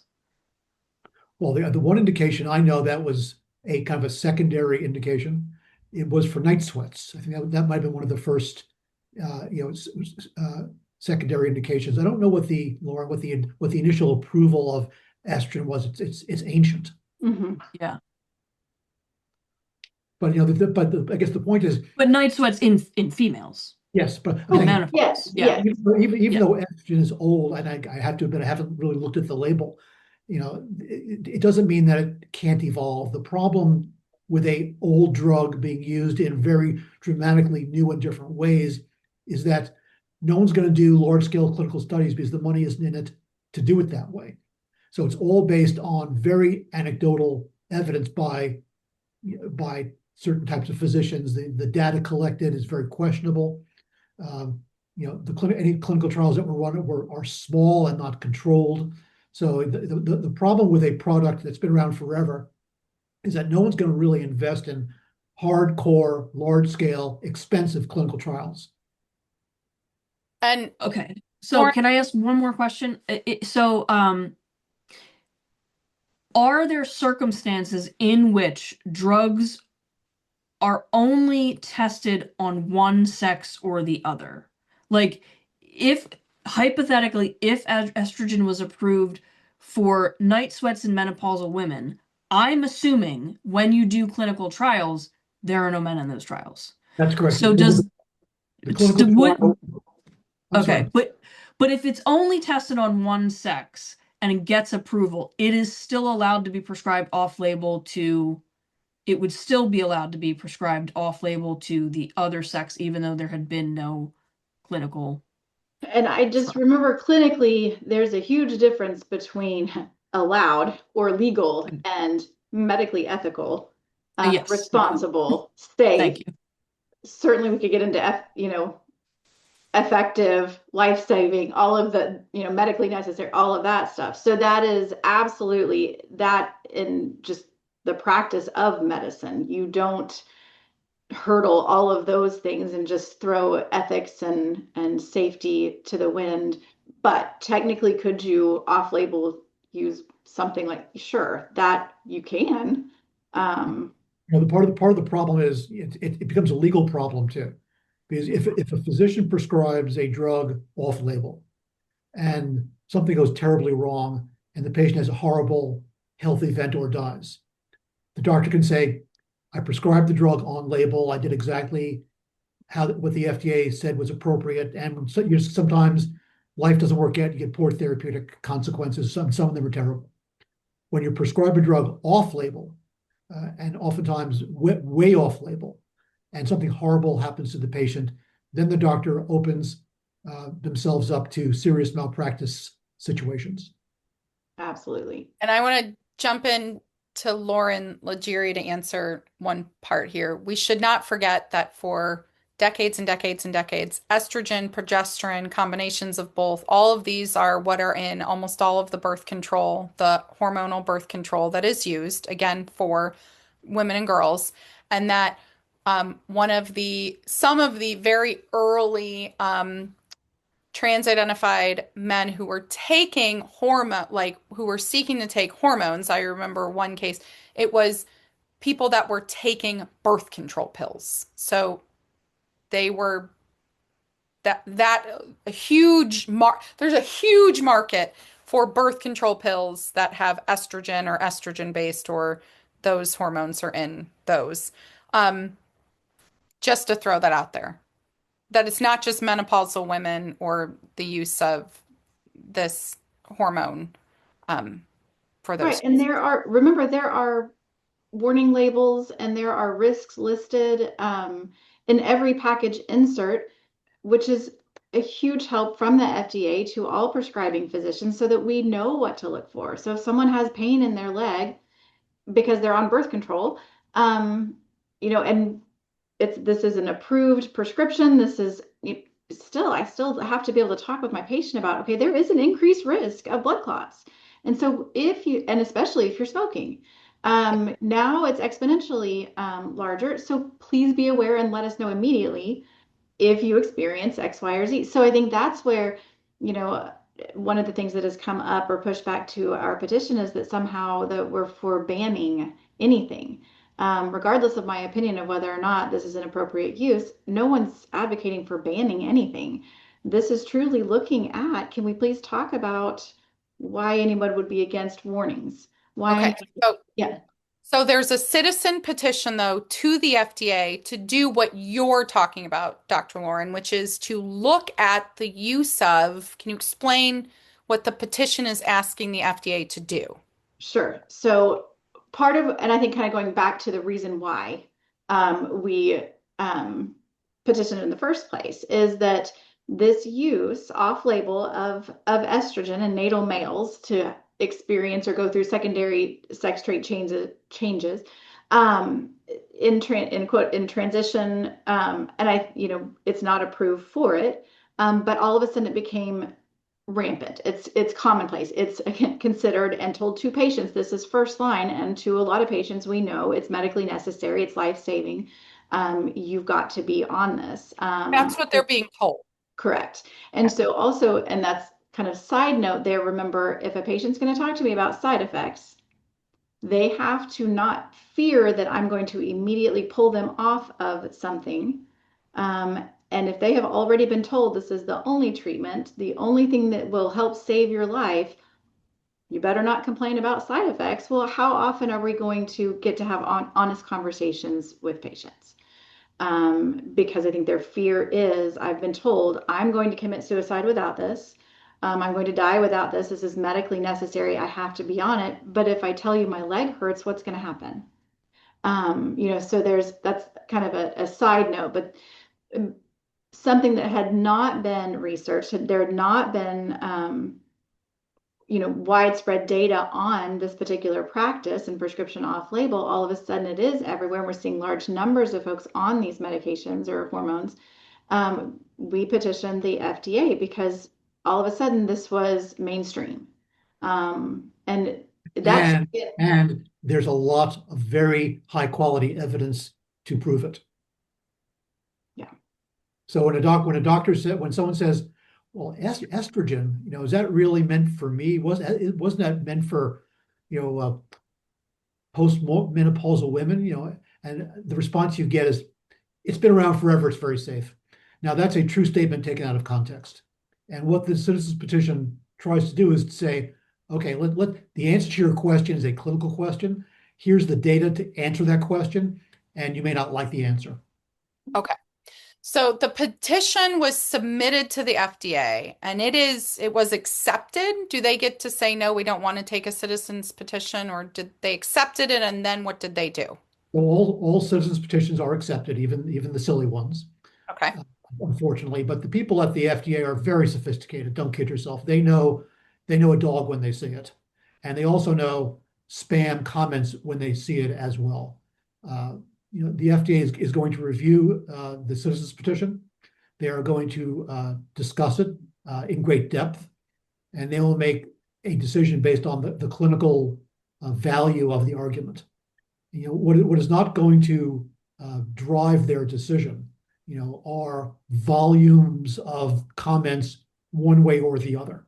Okay, well, we need to frame that up. So the petition was accepted. It went live on their website, and it's in this moment in time now where anybody listening, anybody can go find it online and they can submit a comment. Okay, so there was a wide group of organizations and MDs and individuals who worked together on the language, submitted the petition. In transparency, LGBCC was one of those organizations. We agreed and we worked to get this move forward.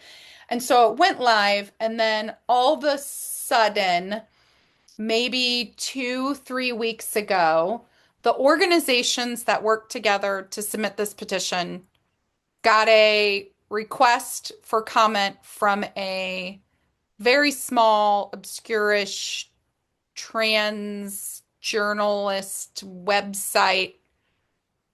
Sorry, what was it called? Needle News, which kind of is not as funny as I think they meant it to be. But Yeah, Needle News sent out a huge They wanted blast. to ask everybody for a comment who was part of this petition, and they wrote a story about this petition. And all of the sudden, the comments on the FDA petition went kind of, Peter, you know about I mean, the number of comments, is that like really insane, the number that it jumped to? It went from under 100, maybe, was it? Like, I know there were 61 posted of maybe 100 and something to now I think we're at 79,500. Thing is, don't let the numbers fool you. They are all equally useless. It makes people feel good to do it. It's action that doesn't have impact. Lauren and I have talked about this. Is you can't give voice or credence or weight to people that are self-destructing. If it's 7,000 or 79,000, every additional spam comment just decreases the reliability and the consequence of the people who take those positions. I don't think, to be fair, even when we were submitting it and then people were commenting on it, it works both ways. It certainly wouldn't have been beneficial to have 10,000 or 79,000 people saying we just don't like estrogen. Yeah, I mean, you wouldn't. So I think it's not a vote where the side with the most comments wins. Mhm. It's all about what do the comments have to say of consequence. Okay. So all of a sudden, there's this huge spike in the number of comments, but then something else started happening on a more personal level. So, Well, first of all, let me say that the fact that there are all these specious comments being sent into the FDA, I think is fabulous. I think it really shows that the citizens petition was precise, it was scientific, it was targeted, it makes a very strong point, and the people on the other side are basically having an enormous temper tantrum. because so if the FDA accepts this petition, what is the outcome? What could occur? What could the FDA do to the use of estrogen if the petition is accepted and moves forward? What could happen? You raise an important question, because it's not a question of whether the petition is accepted, because the FDA can make the changes suggested in the petition, and then that's all. They can do that and other stuff, or they can do other stuff and not what the petition wants. It basically calls the FDA's attention to the issue and suggests a path, the best path to advance the public health.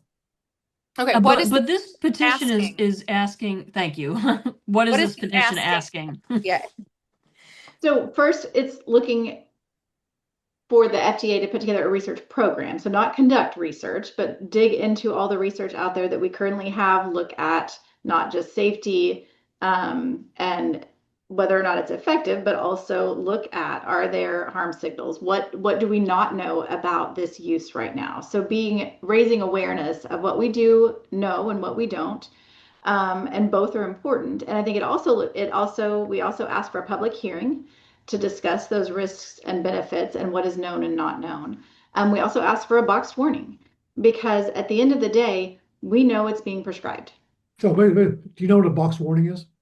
So a boxed warning, otherwise known as a black box, because the box is black, has black lines around it, is a call out to physicians that speaks to specific high risks. And there's plenty of medications out there with boxed warnings that are prescribed day in and day out. It's a great kind of red flag to physicians to not to say, hey, don't prescribe this. It's to say, hey, if this is something that you believe is going to be beneficial and that benefit outweighs the risks, one, you need your patient to understand that. And especially the high risk that we're talking about, they are aware of it. But you also need to make sure that in kind of outcome and watching for these things, that you can also explore other things. You can, but it's not just say, hey, don't prescribe this, don't touch this. This is a terrible medicine. But it is something very, very useful, and it's to protect patients. And I think that's, when we talk about people that are opposed to this position, I think that's what's heartbreaking is all I think the petition is asking is to protect patients and protect individuals from harm, to let doctors know, prescribers know, and those that are taking these, that there are things to be concerned about. I don't know how that's become this terrible thing to say. Medications have risks.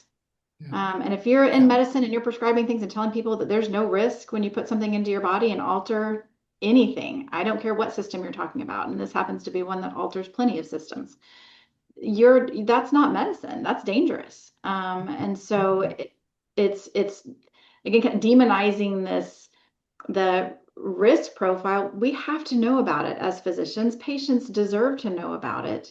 That's part of good care. Yeah, I think what Lauren L was getting to was this petition.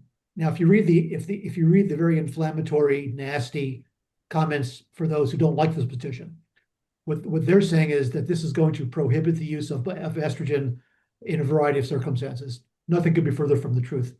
All this is saying is it's important that doctors understand that there are some serious issues that they need to really think hard about. Not even that they've got to tell their patients, that the doctors themselves have to think about it.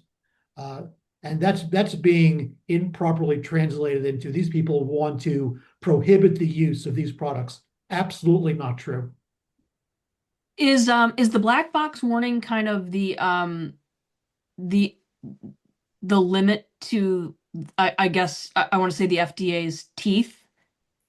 Like, so they could put this black box warning, that's pretty much all they could do. They could not say you can't use this medication. So I'll give you an example. So there are a lot of drugs out there that you should not give to people with liver disease, for example, right?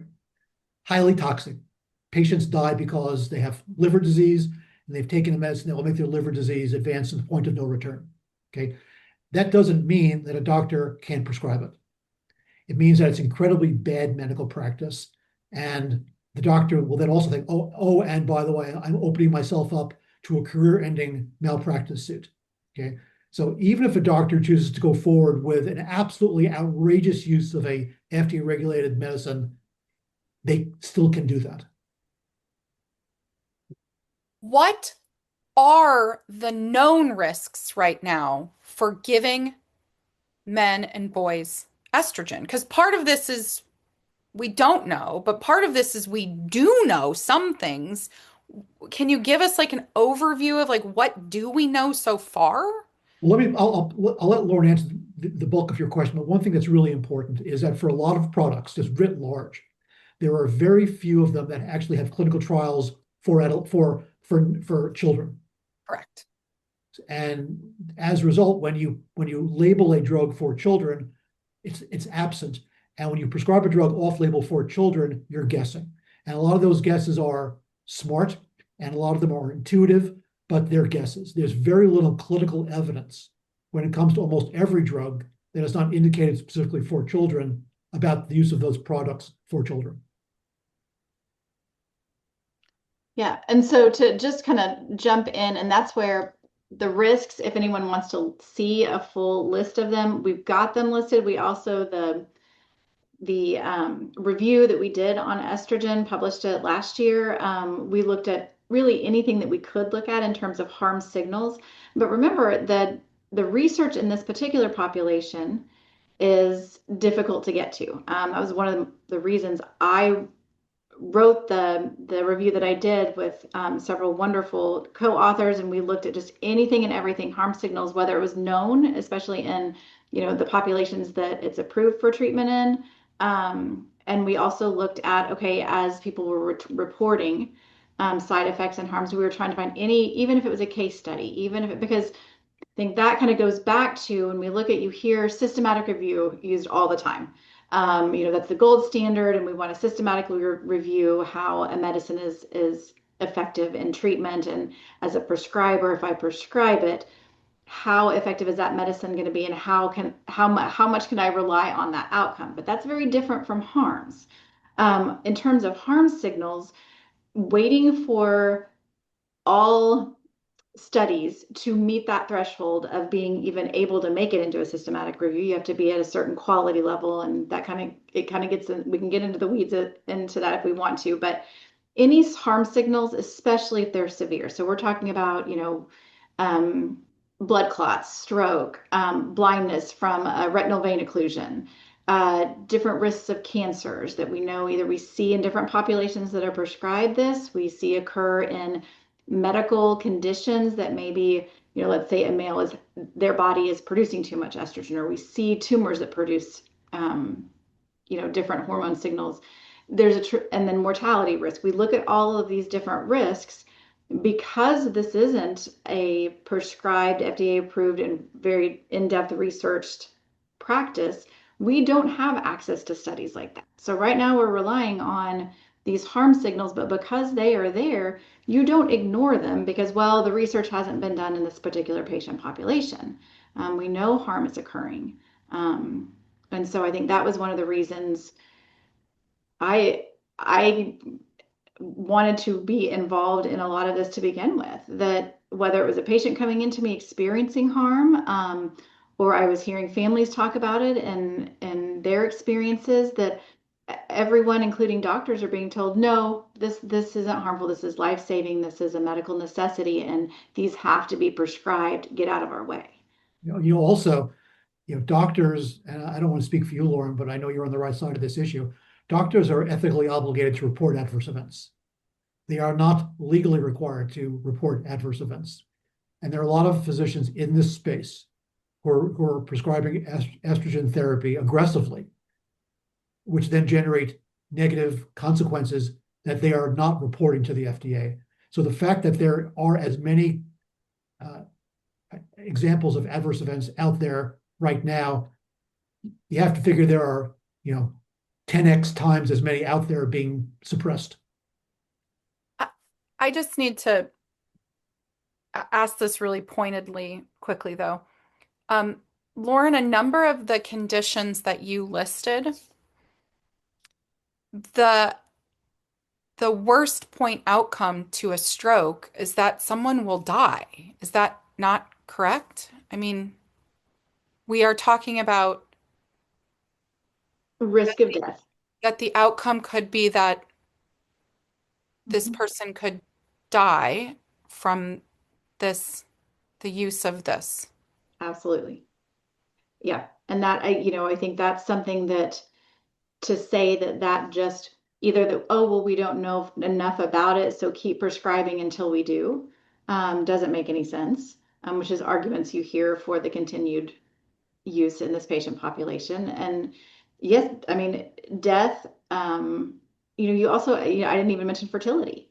When you intervene and you create a situation that takes the ability away from someone to have their own children, whether in the moment they are saying they want to or not, you're taking that choice away.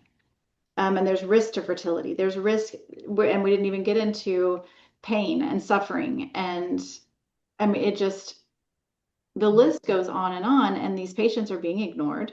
They're being told, if you stop this, you're going to commit suicide. It's just devastating. And then you have to also look at, I talked about before, if a medicine impacts one system, so in one organ system, whether it's cardiovascular or, your neurologic system, or those side effects can be severe. Now we're talking about a hormone that impacts multiple systems, and it's over time exponentially gets worse and worse. So as these patients, which if you think about goal of transition, if you're transitioning and staying on estrogen your whole entire life, as these patients age, the risk becomes greater and greater, and that mortality risk becomes greater and greater. And also, we're talking about a population in the citizens petition. We're largely talking about a population of non-adults, of adolescents. And the question becomes, what is the ability for a person in that age zone to make a practical, thoughtful, fact-based decision minus the intercession of a responsible adult. And So additionally, it's, yeah, yeah, oh, go I'm ahead. sorry. Oh, I was just saying, I would add to that informed consent, which is required in that, conversation you're having with a patient about any intervention, whether you're a minor or you're an adult.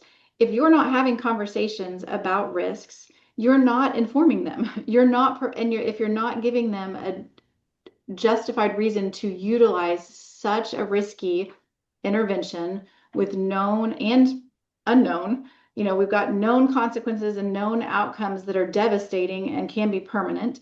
And then we have so much that's unknown, even to an adult, having the conversation about we don't know long-term side effects cognitively, what this is going to look like in 10 years, in 20 years, in 30 years. You have to be able to say that to that patient. That's not what they're being told, or it's the opposite. They're saying, well, because we don't have data on this particular patient population, we're just going to default to it's safe and Or, effective. or what really upsets me the most when a doctor says, well, in my experience, this is what I found. That's a fancy way of saying in the 10 patients I've seen. Right. And saying long term, 12 weeks isn't long term. When you're talking about a patient that will be on this for years and years, or that's the plan by the prescribing physician that they're going to be on it indefinitely. That's And then also explain to a patient, I mean, it's easy to say, well, if it doesn't work, you can always stop taking the drug, which I guess is true, but it's a lot harder than it sounds. So let's go into the short time we have to wrap up. The both of you put your name out there and help to work on this petition. And now, has there been fallout in your own lives over doing that? Can you tell us a little bit about what's been happening for you since? Well, there's been a lot of going forward. Oh, no, go ahead, Peter. You go first. On my end, there's been a lot of hate mail. There has been a lot of comments from my friends, my social friends, as to how could I say these things? What are you, some crazy Trumpy? It's interesting that when somebody doesn't agree with your, kind of considered data-driven decision, that it can't just be a discussion on science issues that you don't agree on. You have to be 100% wrong and evil in every way. So there's been a lot of demonization that's very, very uncomfortable. And absolutely. I mean, there has been, less so until this petition, and much more so since. But certainly just that, what I said early on, that idea of it being somehow, lacking compassion or controversial to say that, okay, can we consider maybe providing every patient the best possible medical and mental health care, and know that talking about risk versus benefits is responsible medicine. It's just been remarkable, the pushback. Certainly, I think, again, it's just the idea of politics not belonging in medicine. Medicine isn't political. It's my job to leave my beliefs at the door and treat every single patient, whether they believe same or differently on religious issues or political issues or cosmic issues.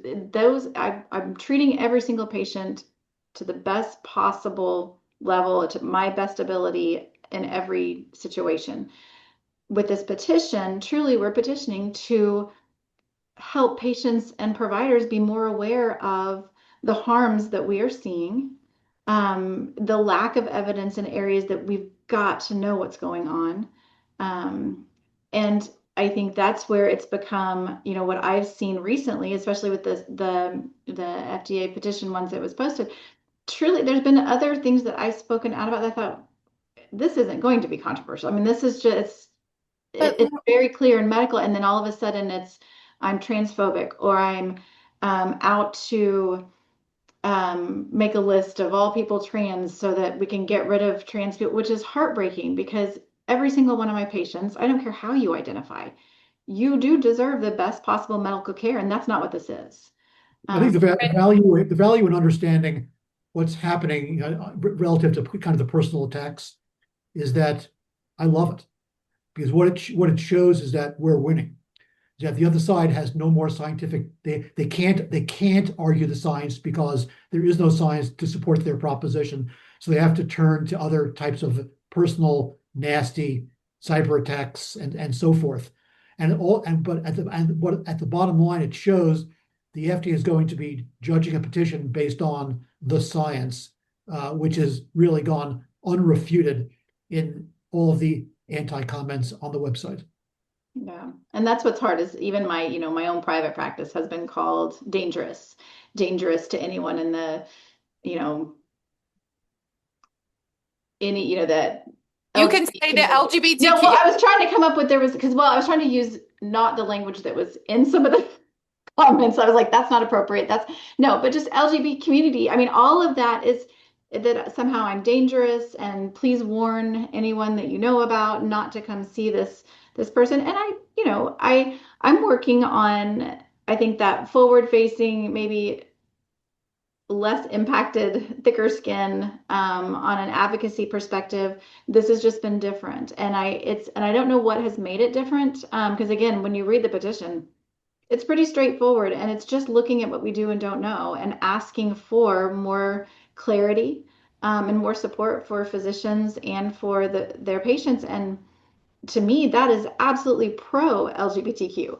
Like, I don't think that it's okay to provide a certain subset of the population with substandard care and not warning them and creating a situation where they may not be able to have their own children, or have, now not even elective, but now required surgeries because of challenges that a blood clot has caused or a stroke has caused, or, there's so many different aspects of this that are, I mean, to me, this is it's pro medicine. It's pro better treatment of all patients.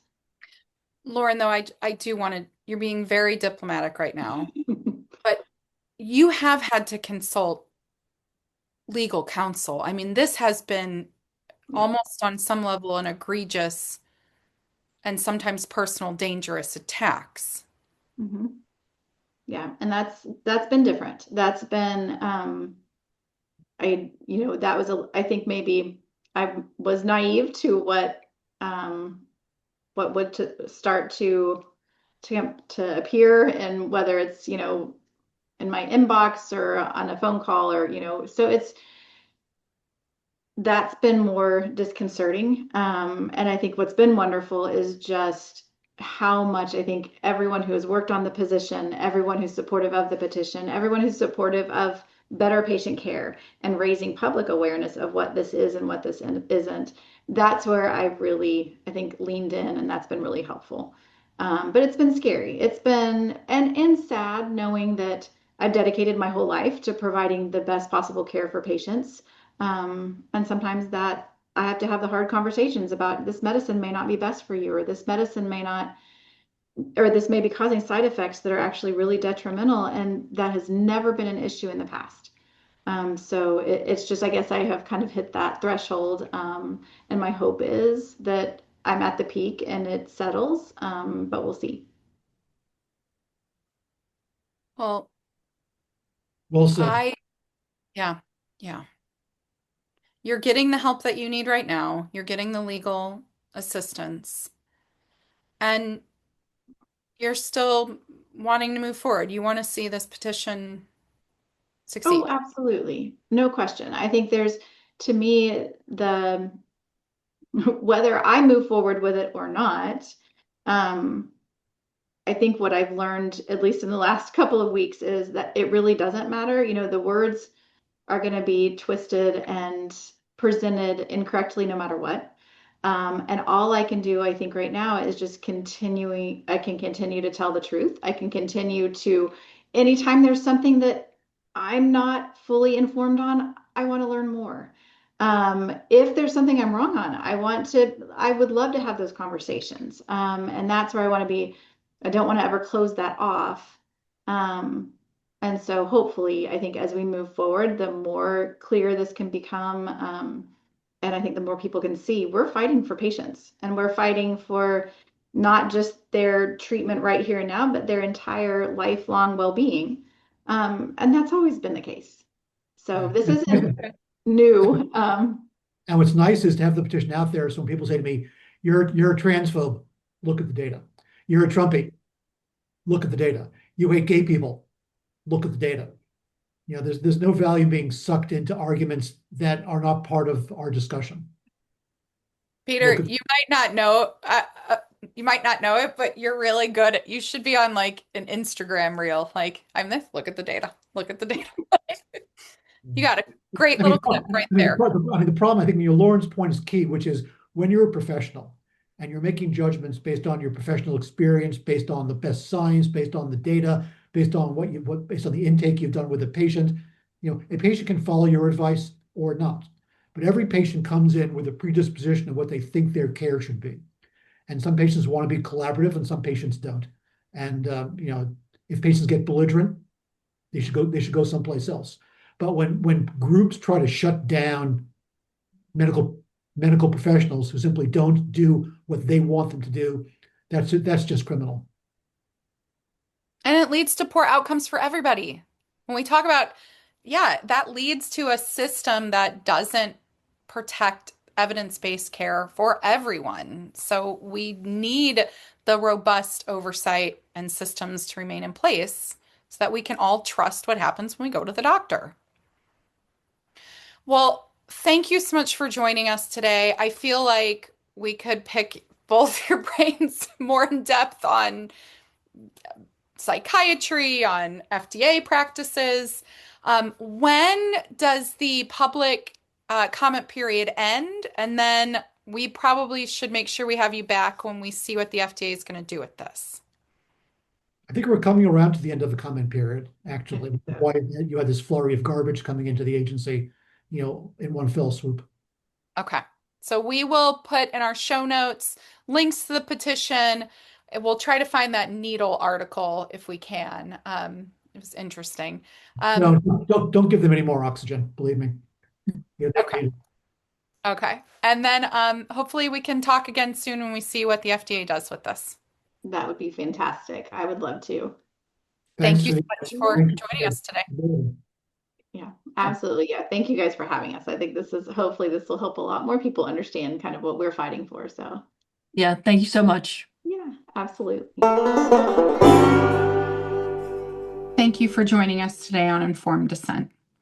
Before we close, we have to note that this is going to be the first time in the history of our show that we have dedicated an episode to someone we have lost in our movement. This episode this week is dedicated to Ron Miller. Thank you for being here. If this show matters to you, please share it with a friend, a colleague, a family member who's been asking questions and not getting straight answers. Leave us a review, subscribe wherever you listen, and find us on Substack for the full newsletter with sources and links. I want to thank our guests this week, Dr. Lauren Schwartz and Peter Pitts, for bringing clarity and courage to a conversation that needs both. And thank you to Lauren and Cori, my weekly co-hosts, and to the whole LGBCC team for the work that makes this show possible every week. Before we go, we want to sit for a moment with the loss of Ron Miller. I knew Ron, just like I know all of the people who started Campbell Miller Payne. And what they built, if you're not aware, is not a small thing. They created the first law firm in this country dedicated solely to representing detransitioners. And when they did so, there was no roadmap. There was almost no case law. This was an open legal question, and this was a real fiscal risk. Other attorneys saw the same landscape and they walked away, and Ron didn't. But what I want to tell you is something else about Ron and the men at that firm. I'm a mom, a liberal, on good days, a lesbian, and they never made me feel anything but welcome. And they were the dads. And that's the only way I really know how to say it. In their day-to-day work, when we had meetings and they joined me on Zoom from their office, in every single conversation, they were driven by exactly what drives me, which is the care for kids, for all of our kids, for their own kids. And they were always just the dads, and they never judged me. They pulled me directly into parenting conversations, and we would talk about all of our children. And believe me, we have a lot of children combined. But the way that parents just do, and that's who they are, and that's who Ron always was. He was 38 years old when we lost him this week, and he leaves behind his wife and his 4 children. Ron, you will be greatly missed in this movement, but we will carry it forward. So to all of our listeners, in memory of Ron this week, please stay informed and ready to dissent.